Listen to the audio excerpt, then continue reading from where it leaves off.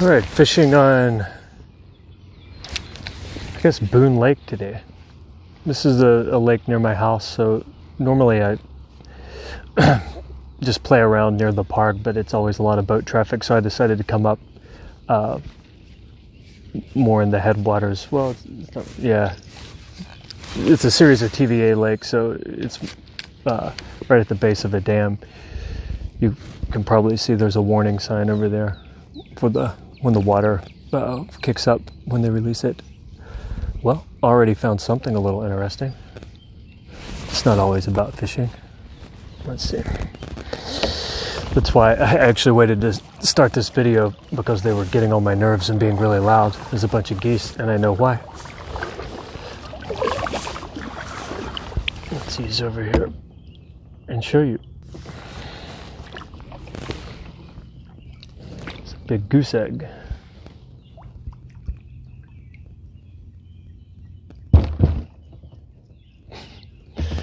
Yeah, this stand might make you sick. I don't know. It's not stable enough, I think, for a kayak.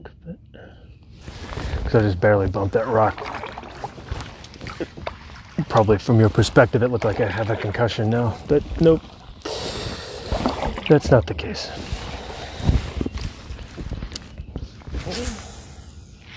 Yeah, there's the warning sign. But actually, that's for, I guess, a pipeline.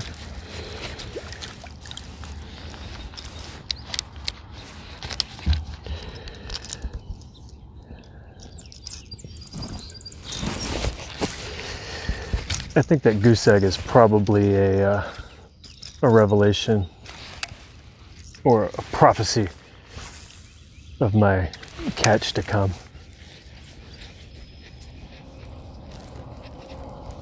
Because normally that's what this lake yields for me. Usually nothing, the big goose egg, or sometimes one.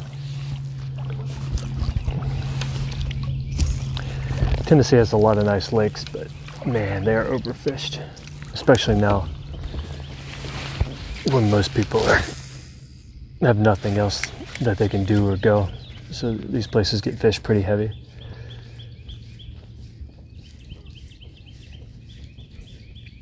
I don't know if you saw, if you follow my podcast or my other pages. I went with my cousin last week and caught a trophy-sized musky. He did. It was a little bit of a team effort to get it in. So that was a place, though, that was a bit remote and off the regular path of most fishermen. So that's a benefit of fishing out of a kayak. You can hit these kind of spots. So it was a massive fish.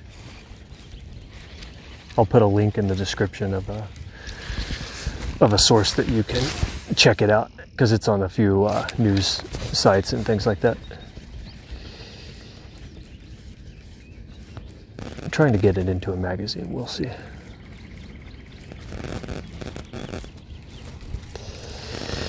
I'm just trying this setup today to see what it'll look like fishing out of a kayak. I'm afraid, however, that this isn't going to be stable enough.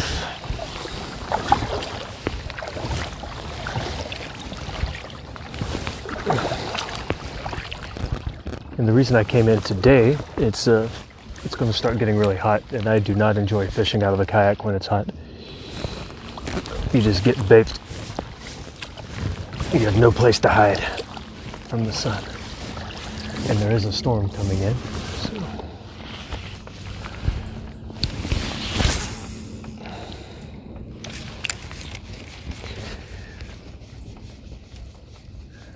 I'm fishing a new reel.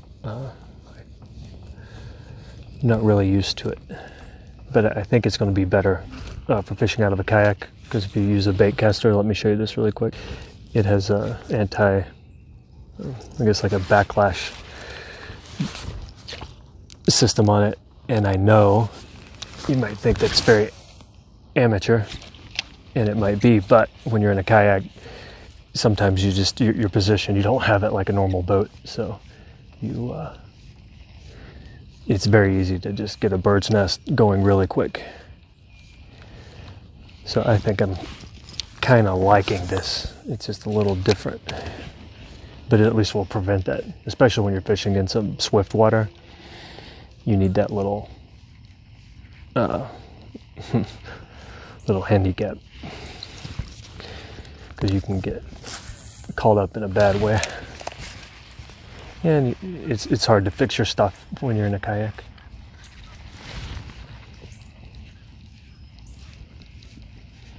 Yeah, this looks a little better. If anything, let's go widescreen. What would that do? Ooh, okay.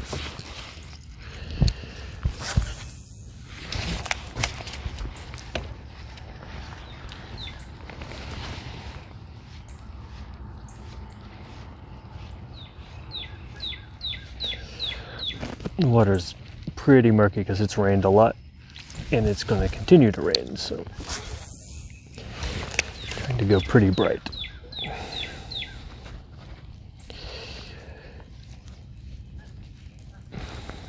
And if you don't mind, I'll regale you in a tale of some paddling adventures.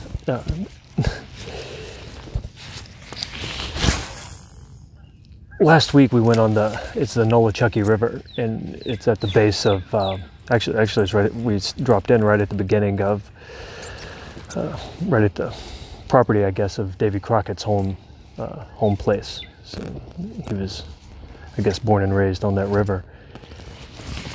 So we stopped there, went down the river. We did a 9-mile float. This is a pretty good float to do within a day's time, or 3/4 of a day at least.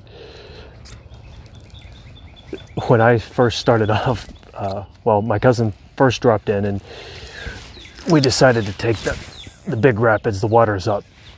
Oh, it's unedited here. You get to see all the mistakes. Well, let's go get it. Yeah, so he put in, and it was about a class 4 rapid that he went sideways into, flipped him, totally ruined his day, or so you would think. He lost 2 fishing poles, quite nice ones, so there's a few $100 there he lost. And then let me shut up a minute and get this out. This is another thing in kayaks that you cannot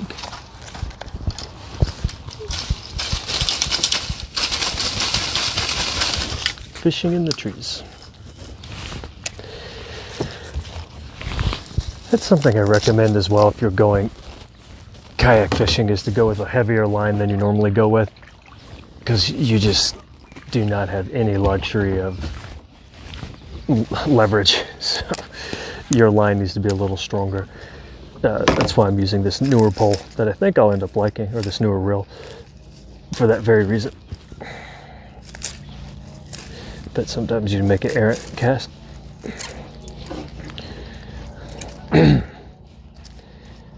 Well, at least caught something today. Cut some trees. All right, yeah. So he lost everything, and where it was at the beginning of the trip, we were still next to the car. So he had this little tiny reel. Really is a piece of junk that he had in the truck, and since we're already, he drove about 2.5 hours just to meet me there, so kind of have to go on with the day if you can. So he got that little reel, and we headed on down the river, and not soon after that I broke my paddle in half. It split right down the middle, so it was looking to be quite a terrible day. So, but not much you can do other than just stick it out. Well, he kept fishing, and I'm going to hit more trees than anything.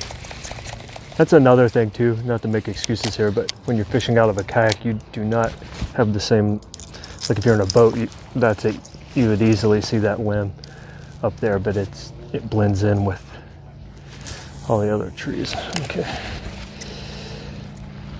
But yeah, so he hooked into a 42-inch Musky, And in a kayak on a river that's really ripping and roaring because it's very high. We were in a bit of a spot because he had that little tiny pole on a monster of a fish,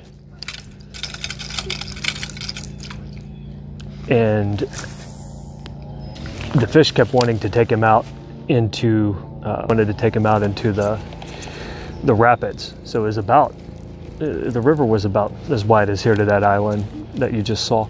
So what we did, it was a cliff wall, like pretty kind of like that, but a lot bigger. So I paddled this over to the cliff wall, took my gear, threw it up on the wall, secured it, threw my paddle up there as well, and then put his paddle onto my boat and held us onto the cliff wall so he could actually fight the fish. And he fought it, and this isn't like a fish tail, because you can see the fish. I'll link it. It's a monster. Actually, one of the news articles put up there, it was, what do they call it? Mac Daddy Musky. So it made the news. I have proof. Unlike a lot of other people. And there's this old country song that, I think that's the name of it, They Were Biting Yesterday, or We Called Them All Yesterday, something like that. That's about the truth in the age of cell phones and instant videos. I can do this, make my own fishing show out of a kayak with just a cell phone. People seem to always miss the photos a lot of times. They always have the story, but a little light on the proof. But yeah, we proved that one. So he fought it for 30 minutes, and I held on to the wall, a wall just like this, as a cliff wall. And it was in a bit of a spot that was an eddy, so just a few feet out, if he got out in that water, he wasn't getting that fish in. It was going to snap the line, and it actually ended up, so he was 2 poles down, and with that really crappy one, it ended up splintering because it was bent over so hard. The carbon, I doubt it's carbon, is probably some fiberglass. It was splintering, and when it come up to the boat in between us, I grabbed it, and I'm still, I don't know if you can tell, but I still have a lot of cuts and scratches because of that fish getting it in, but I wasn't going to let it go. And we got it in. So that was a incredible story that, you know, if you're in a boat or fishing off of the shore, it's not going to be near as challenging because you have just too much leverage that you can fight the fish on the kayak. You're just along for the ride, and it was pulling both of us. If I didn't have the cliff wall like this to grab a hold of, you can just forget it, because even paddling, he would end up flipping us, because paddling wasn't going to do it. And a lot of people got on because it was actually posted by the TWRA, which is the game officials, the Wildlife Resource Agency in Tennessee. They actually posted the story about it, and quite a few were complaining that we fought the fish too long. We fought it for 30 minutes, and it's cruel to the fish. Well, it wasn't as much of a fight as it was just hanging on for 30 minutes. We didn't really muscle that fish much at all. We were just in a position and kept feeding it line that we kind of more or less, instead of fighting it, coaxed it to the top to where I could take a attempt to grab it. But it wasn't exhausted by any means. We were just like I said, you have no leverage in a kayak. That's what makes the big fish, or even just any fish, when you finally catch one, it's very rewarding. No, what a lot of people do, and let's say I did catch something like that today, probably going to paddle to the bank and just get out and finish fighting him there, because alone getting that one into the boat is going to be flip city for me, because I'm not in what you would call a fishing kayak. I'm in my all-purpose perception.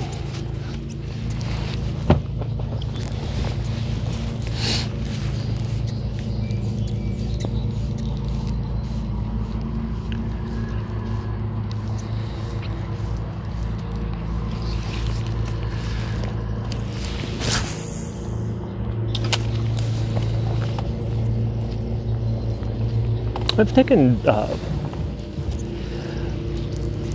two, I would consider a little larger trips. I know it's not as extreme as some things out there, but still I've done 2 sets of 5 days down two rivers on a kayak. And 5 days in a kayak going down rivers in which you're going to get soaked every single day, that's a challenge. Very big challenge. And if you have a kayak, I recommend, I'm not saying you have to do 5 days, but you know, at least do an overnight trip. Come on, it's fun.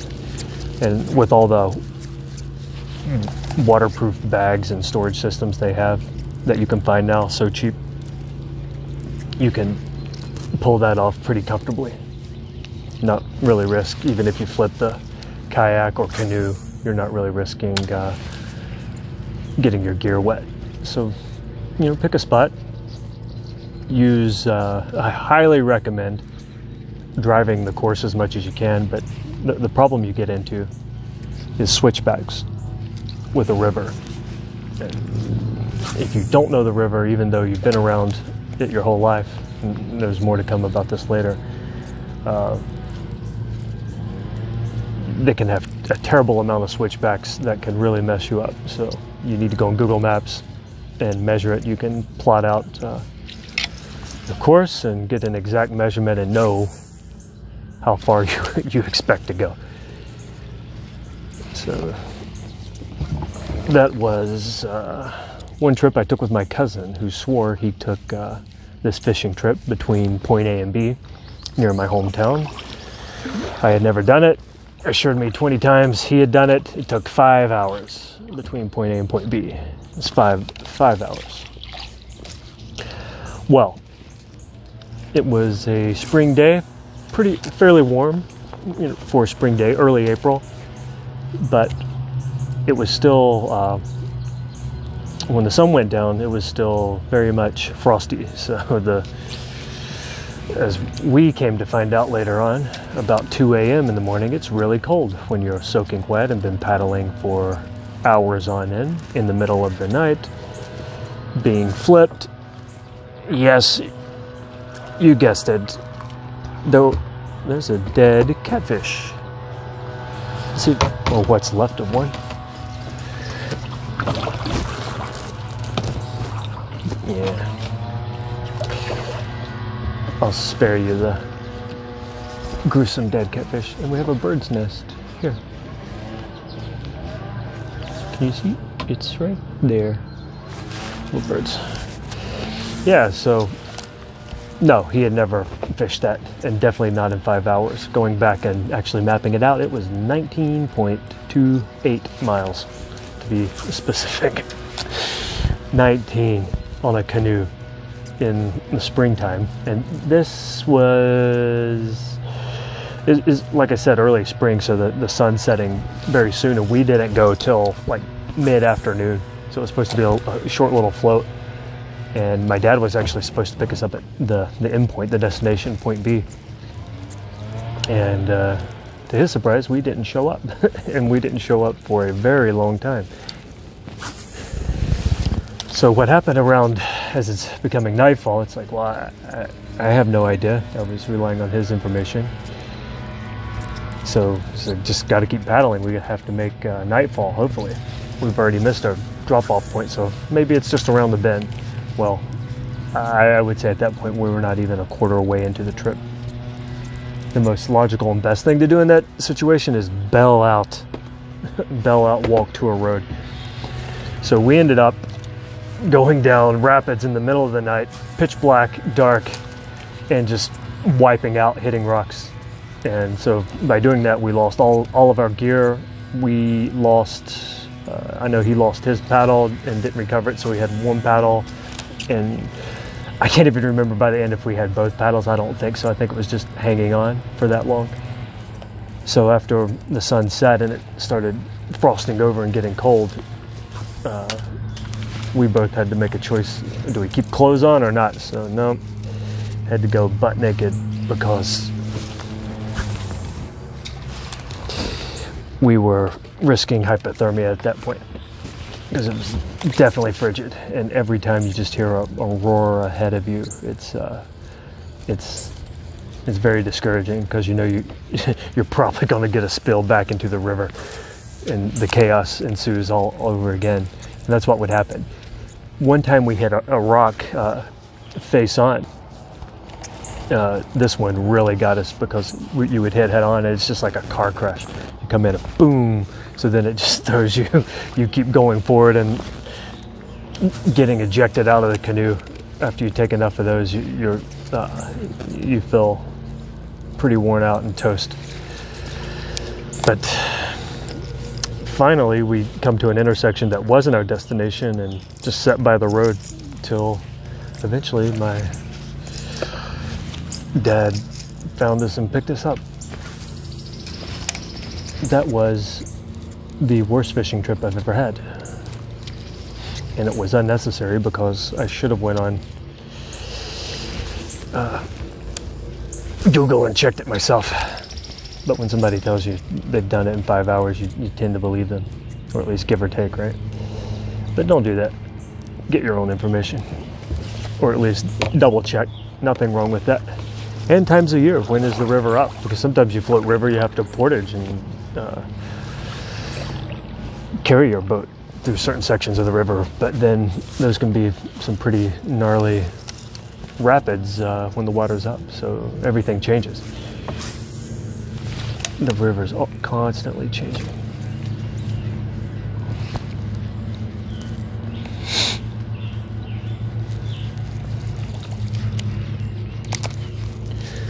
Looks like we have another set of kayaks coming in. If you're looking to buy a kayak, I really can't recommend those fishing ones. I know they're popular now, and they make them to almost be a boat, and the price is almost the price of a boat. Or a used boat. You definitely can buy a used fishing boat for the price of a fishing kayak. But they're so big, I'm almost... If you can't flip it easily, I don't consider it a kayak. You need to be able to wobble and flip. If you do that, then you're good. If you can stand up in it, that's not a kayak. If you can't easily put it on top of your car yourself, then you have a boat. You have a proper boat. A kayak's a proper boat. The original boat. But yeah, I don't really recommend them because if you get a kayak like this, this is 11 feet. Gives you a bit of a ability to do a little bit of everything. You can fish out of it, camp out of it, put a skirt on it, do a little white watering in it. So with the skirt on, you know, that'll keep you dry. But those fishing kayaks, you're just on top of it. Any wave you hit, you're gonna wear it. So it depends on how serious you are about fishing out of a kayak. I like to just mix it up.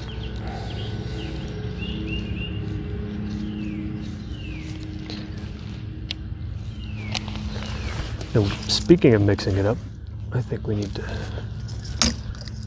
tie on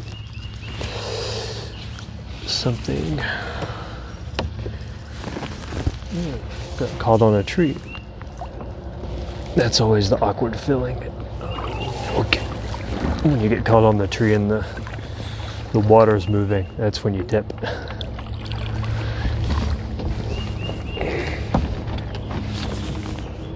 Shaky, shaky.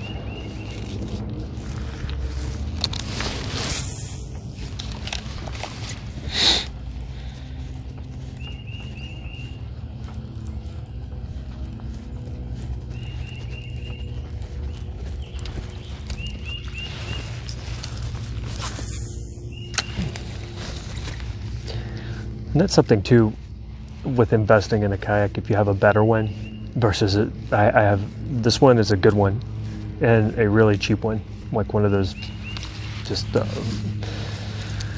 I guess cheap Walmart or Bass Pro Shop ones. It's like a car. The difference between the worst base model car you can buy versus a luxury car. That's the difference in a kayak. They might look similar if you don't know what you're looking for, but they are not. That thing is, the other one is miserable to fish out of, because this one, the way it's balanced, I can fish like this, and I can control my nose of the kayak. See how I'm even turning like this? Just by where I'm placing my lure. You have one of those bad ones. Oh God, I hate it. Like you cast, your boat starts telling, it does a 180, so now you're fishing over your head. Maximum file size.